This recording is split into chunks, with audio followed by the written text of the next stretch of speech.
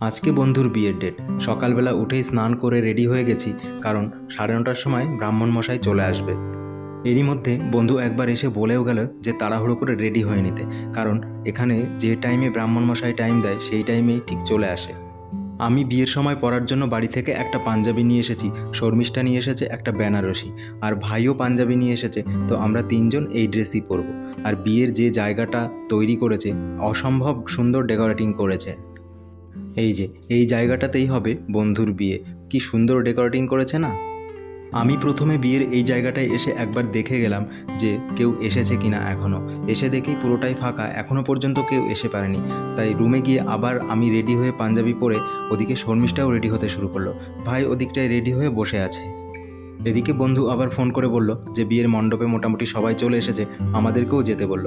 তাই আমরা তাড়াহুড়ো করে বিয়ের মণ্ডপে চলে আসলাম। দেখা হচ্ছে নেক্সট ভিডিওতে।